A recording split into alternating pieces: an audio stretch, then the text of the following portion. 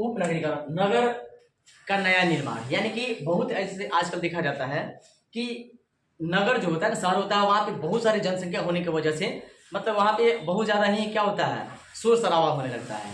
और इस चीज़ से कोई कोई इंसान मतलब परेशान होकर के क्या करते हैं, वो सोचते हैं कि यहाँ पे हम न रह करके, क्योंकि यहाँ का माहौल ख़राब हो चुका है, यहाँ न रह करके हम क्या करें, एक ऐसे जगह पे जाएं जहाँ पे एकदम पूरा शांति मिले, खुली खुली वहाँ पे जगह मिले।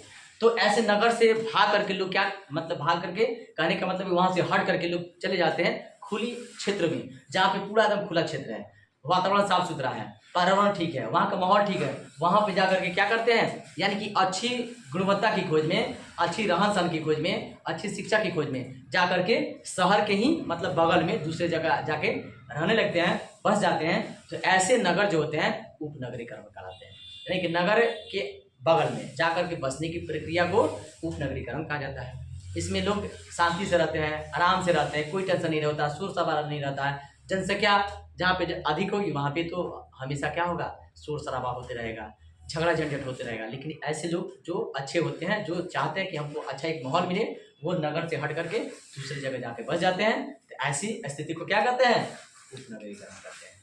ठीक है, चलिए हो गया। तो मानव बस्ती जो चैप्टर है, मानव बस्ती में सिर्फ मानव जहाँ जिस नगर में रहता है, जिस बस्ती में रहता है, बस सिर्फ ग्रामीण बस्ती और नगरीय बस्ती। ठीक है, इसमें बस्ती के बारे में पढ़ना है। तो इसमें कह रहा प्रश्न, नगर, महानगर और मेगानगर अंतर बताना। ठीक है, देखिए ध्यान दीजिएगा थोड़ा सा, इस ग्रामीण बस्ती में बस नगर और ग्रामीण में अंतर समझ लीजिएगा, आपका सारा क्वेश्चन बन जाएगा। नगर मतलब जहाँ पे हर प्रकार की सुविधा उपलब्ध होता है, चिकित्सा, शिक्षा, व्यवसाय, यानी कि हर प्रकार की सुविधा, प्रशासनिक कार्यालय से लेकर के हर प्रकार की सुविधाएं जहाँ उपलब्ध होती है नगर होता है, और जहाँ पे हर प्रकार की सुविधाएं उपलब्ध नहीं है वो गाँव में आता है। ठीक है, और जनसंख्या के अनुसार इसका जो है नगर, महानगर तथा मेगानगर में अंतर होते जाता है। जहाँ 1 लाख जनसंख्या होती है उसे क्या कहते हैं, नगर, और 10 लाख की संख्या को, 50 लाख की संख्या को याद रखना है। ठीक है, अच्छा, और नेक्स्ट क्वेश्चन लिख लीजिए। देखिएगा, ये हम लोग का अंतर्राज्यीय व्यापार है। ठीक है, देखिए अंतर्राज्यीय व्यापार पहले समझ लीजिए, अंतर्राष्ट्रीय व्यापार क्या होता है। जब एक देश दूसरे देश से व्यापार करना शुरू कर देता है तो अंतर्राष्ट्रीय व्यापार होता है। ठीक है, जैसे हम लोग यहाँ भारत जो है चीन से व्यापार करता है ना, भारत जो है यूरोप से व्यापार करता है, रूस से व्यापार करता है, अमेरिका से व्यापार करता है। तो जहाँ कहीं भी ये अंतर्राष्ट्रीय व्यापार कहलाता है। जब एक देश दूसरे देश से व्यापार करना शुरू कर देता है तो क्या कहलाता है, अब जब तक अंतर्राष्ट्रीय व्यापार नहीं होगा तब तक कोई देश विकसित नहीं होगा। अब एक चीज बताओ, पखनाहा के जितने लोग अगर सब्जी जाएंगे खराई में खा लेंगे तो विकसित करेंगे, ले जाकर बाजार में बेचना पड़ेगा। चाइनीज जो हम लोग यहाँ प्रोडक्ट आज निकल रहा है, चाइनीज लाइट है, चाइनीज मोबाइल है, चाइनीज जो और अनेक प्रकार की चीज़ें बनाने का वो काम कर रहा है, और वो हम लोग के भारत में क्या करता है, सेल करता है, यानी कि हम लोग के यहाँ से व्यापार करता है। अगर एक चीज़ बताओ, जितना वो उत्पादन करता है वो अपने ही देश में खपा ले तो विकसित करेगा। छोटा सा एक उदाहरण समझ लीजिए, अगर मान लीजिए आप गांव में है, गांव में कौन काम करते हैं, है ना, तो काम लोग करा लेगा, उसके बाद कहेगा सुनिए ना, आपका अगर होगा कितना, मान लीजिए 200 रुपये का काम किया है तो कहेगा सुनिए ना भैया आप नहीं है, चाचा आप नहीं है, 100 रुपये में नहीं हो जाएगा। अब देखिए लागत 200 का लग गया, लेकिन आपको अपना गांव के अपना मतलब पड़ोसिया समझ के आपको क्या करेगा, 100 रुपया दे के थमा देगा। तो उससे आपका बताइए कि आपका तरक्की होगा, नहीं होगा। तो कोई भी देश अपने आप खुद पूरा का पूरा नहीं दे सकता, अंतर्राष्ट्रीय व्यापार करेगा। अंतर्राष्ट्रीय में व्यापार करेगा तो वहाँ से पूरा सामान वहाँ पे बेचेगा। जैसे हम लोग यहाँ से बहुत ऐसी चीज़ें अमेरिका में जाकर के सूती वस्त्र का क्या होता है, व्यापार होता है, वहाँ के लोग यहाँ भी आके व्यापार करते हैं। चाइनीज मोबाइल देखे हैं, चाइनीज मोबाइल हम लोग यहाँ है नहीं है, वो सब विदेशी है, चीनी लोग बनाते हैं और हम लोग यहाँ बेचते हैं। अंतर्राष्ट्रीय व्यापार अगर मान लीजिए कि अंतर्राष्ट्रीय व्यापार में क्या होता है कि अच्छा क्वालिटी बना करके आपके सामने पेश कर देगा, मार्केट में चल गया। ठीक है, तो एक देश जब दूसरे देश से व्यापार करेंगे क्या कराएगा, अंतर्राष्ट्रीय व्यापार। ठीक है, क्वेश्चन है मुक्त व्यापार क्या है। ठीक है, यानी कि इसमें जो है अंतर्राष्ट्रीय व्यापार से रिलेटेड क्वेश्चन जो भी आएगा अंतर्राष्ट्रीय व्यापार से होगा। मुक्त व्यापार मतलब वैसे व्यापार जो विदेशी जो सेवाएं होती है उस पर कोई प्रतिबंध न लगे, यानी कि स्वदेशी में आकर के पूरा का पूरा बिक सके। जैसे हम लोग यहाँ जो प्रधानमंत्री हैं विदेश दौरा करते हैं, विदेश दौरा करने का मतलब जानते हैं क्या होता है, एक देश से दूसरे देश से मित्रता बढ़ाना। जब मित्रता बढ़ाइएगा तो क्या होगा, आपका रिलेशन मजबूत होगा। रिलेशन मजबूत होगा तो आप वहाँ जाकर बेच सकिएगा, वो यहाँ के बेच सकेगा ना। जब आप कहीं एक जगह से दूसरे जगह जाइएगा तब ना आपका संबंध मजबूत होगा। एक चीज़ बताइए, आप यहाँ जगह जगह से पढ़ने आते हैं तब ना सबसे पहचान हो रहा है। अगर आप नहीं आएंगे तो पहचान होगा। तो इसी तरह है, आप कहीं जब तक नहीं जाइएगा तब तक पहचान आपका नहीं बढ़ेगा, मित्रता नहीं बढ़ेगा, व्यापार नहीं कर सकते हैं। ठीक है, बस तो ये हो गया आपका सुएज नहर। सुएज नहर के बारे में बताया जा रहा है कि सुएज नहर जो है मानव द्वारा बनाया गया एक जल का रास्ता है ना, जो कि मान लीजिए इसमें जल ही होगा, नहर है तो जल ही होगा। और ये कह रहा कि मिस्र में जो मेडिटेरियन सागर है, और मिस्र में मेडिटेरियन सागर है ना, और लाल सागर को जोड़ने के लिए बनाया गया। ठीक है, दोनों को आपस में जोड़ दिया गया। और कह रहा है यह बिना किसी बंधन के बनाया गया, मतलब इस पर कोई बंधन नहीं है, कोई मतलब किसी का एक का अधिकार नहीं, बंधन नहीं है, फ्री है, आज़ाद है। ठीक है, और उसके बाद कह रहा है जब 1869 में इसकी शुरुआत कब हुई थी?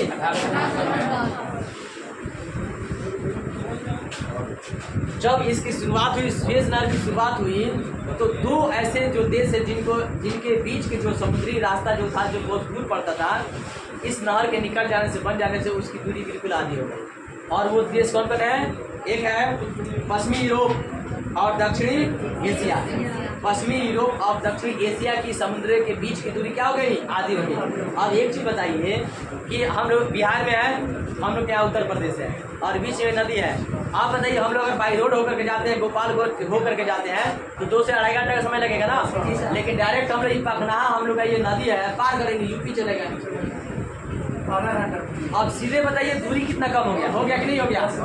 तो जब बीच में नदी निकलता है, नहर निकलता है, मतलब रास्ता ऐसे एक जैसा जल का रास्ता बना दिया जाता है, तो क्या होता है, बाई रोड से वो कम समय में पहुंचा जा सकता है।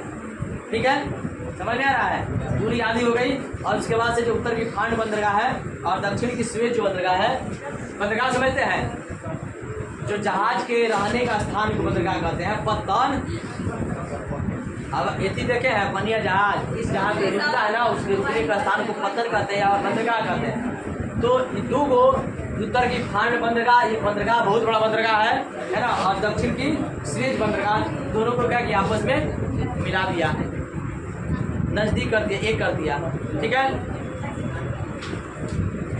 कहा जाएगा इसके बारे में, इसका याद कर लीजिएगा ऑब्जेक्टिव में कि सुएज नहर की शुरुआत कब हुई थी। ठीक है, प्रश्न है पनामा नहर के बारे में लिखना है। ठीक है, तो पनामा नहर जो है, पनामा में स्थल लंबमध्य को काट करके बनाई गई एक नहर है, जो कि किसको जोड़ती है, जो कि प्रशांत महासागर के तट पर पनामा को और अटलांटिक महासागर के तट को पुलन से जोड़ती है, यानी कि दोनों को जोड़ने का काम करती है। ठीक है, और इस नहर की लंबाई कितनी है, चौड़ाई कितना है, 90 मीटर, और गहराई कितना है, 12 मीटर, यानी कि इसका लंबाई चौड़ाई गहराई याद कर लीजिएगा। ठीक है, इस तरह से बनाई गई एक नहर है।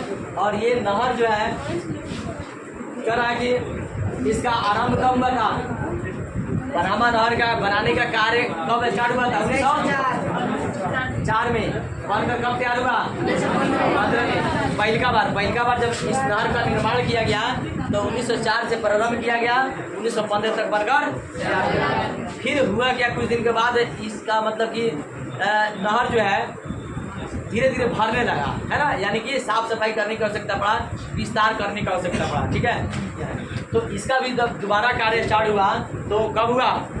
2007 में, और 2007 से 14 तक इसका दोबारा कार्य चला, मतलब विस्तार करने का, इसका लंबाई चौड़ाई का। ठीक है, दिखा जाएगा। और इस नहर से सबसे अधिक फायदा किसको हुआ? सबसे ज़्यादा यही फायदा होता है। ठीक है, रेल परिवहन से आपको क्या क्या फायदा है, और रेल परिवहन आपके लिए कितना सुविधाजनक है, लोकप्रिय क्यों है, इसके बारे में, रेल के बारे में पूरा लिख देना है। और देखिए, रेल ऐसा परिवहन है कि आप लंबी लंबी यात्रा कर सकते हैं, आपको कोई दिक्कत नहीं होगा। आप यहाँ से बेतिया से अगर मुंबई जाना हो, 3 दिन का सफ़र होता है, लेकिन आपको उतना एहसास नहीं होगा। आप बस से जाइएगा तो आप 3 दिन का सफ़र 6 दिन में कीजिएगा। और दूसरा चीज़ कि वहाँ जाते जाते आपका शरीर आधा हो जाएगा और हालत ख़राब हो जाएगा। लेकिन ट्रेन ऐसा सुविधाजनक साधन होता है जिससे आप कितना भी दूर चले जाइए, लेकिन आपको उतना थकान महसूस नहीं होता जितना होना चाहिए। ठीक है, रेल परिवहन जो होता है भारी सामान को ढोने में क्या होता है, सक्षम होता है। जैसे आप देखे हैं जो भी चीज़ होता है बाहर से, जो विदेशों से आता है, कोयला ना पेट्रोल डीजल ट्रेन पे लाद दिया जाता है, यानी टैंकरों में भर दिया जाता है, और वहाँ से आराम से एक सीधी रास्ता बनाई गई है, 2 पटरी, और जहाँ तक उसको लाना होता है वहाँ तक आसानी से लेके आ जा सकता है। उसको ना ये डर है कि हम जाम में फंस जाएंगे, उसको ना ये डर है कि हमको ये इसका जो है यातायात के चौराहे पर हमको कैसे क्या करना है, कोई टेंशन नहीं, बस उसका लाइन क्लियर है, जा रही है ना, सीधे सीधे उसको बस चलना है। सड़क है तो सड़क में थोड़ा सा ये होता है, यातायात के बहुत अनेक प्रकार के साधन, साइकिल मोटरसाइकिल टांगा रिक्शा सारे चीज़ चलते हैं, लेकिन ट्रेन के पटरी पे सिर्फ ट्रेन को ही चलना होता है, इसलिए ज़्यादा सुविधाजनक होता है। ठीक है, तो ट्रेन के बारे में आप लिख लीजिएगा, अन्य परिवहन से सुविधाजनक होता है। लंबी दूरी करने के लिए, लंबी यात्रा करने के लिए उसमें अनेक प्रकार की क्या किया हुआ है, एसी वातानुकूल का मतलब होता है एसी से जो परिपूर्ण होता है। वातानुकूलित का मतलब होता है वातावरण कौन सा है, गर्मी है तो गर्मी का अनुभव मिलेगा, ठंडी है तो आपको एसी वगैरह भी है उसमें ना, गर्मी के दिन में एसी चला लिया जाता है। सर वातावरण क्या हाँ, मतलब ज़्यादा अगर गर्मी हो रही है तो आप एसी टिकट कटा लीजिए, आराम से बैठ के जाइए, एसी में जाइए, यानी कि हर प्रकार की सुविधा ट्रेन में अवेलेबल है। यहाँ तक कि खाना पीना सारा चीज़ आपको ट्रेन में मिल जाएगा, कहीं आपको उतरने की जरूरत नहीं है। इसलिए हर चीज़ से ज़्यादा लोकप्रिय क्या चीज़ है, ट्रेन यानी कि रेल परिवहन। ठीक है, देखा जाएगा। ग्रह संचार एक बहुत ही इस नए जीवन में, मॉडर्न जीवन में, एक आधुनिक जीवन में बहुत ही क्रांति ला दिया है। उपग्रह संचार जो हमारी सैटेलाइट है, सैटेलाइट जो लगी हुई है ऊपर, और उसी से पूरा हम लोग की अब क्या कमांड हो रहा है। ठीक है, जैसे आप देखते हैं मोबाइल का टावर लगा हुआ है, ऊपर सैटेलाइट लगा हुआ है ना, तो ऐसे बहुत ऐसे चीज़ें जो अंतरिक्ष में लगे हुए हैं सैटेलाइट, है ना, और उस सैटेलाइट के मतलब प्रयोग से, उस सैटेलाइट के कारण हम लोग का अब पूरा संसार अब चल रहा है। और हम लोग का जो है उपग्रह संचार अगर बंद हो जाए तो सारा सिस्टम बंद हो जाएगा। आज जो डिजिटल जो युग चल रहा है, ये किसका दिन है, हम लोग का उपग्रह संचार का दिन है, सैटेलाइट का दिन है ना, इंटरनेट का दिन है। इंटरनेट, मोबाइल, रेडियो, टेलीविज़न, ये दुनिया को एक नया रूप दिया है।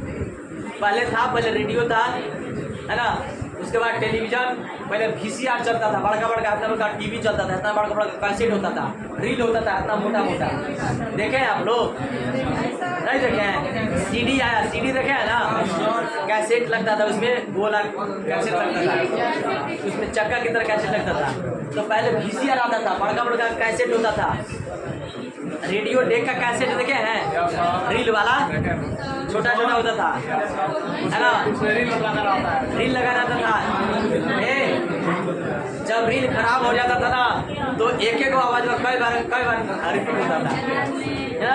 उसके बाद एक ऐसा क्रांति आया मोबाइल का, उसका, है ना, ये तो पूरा दुनिया को मतलब कि हिला के रख दिया मोबाइल आने से।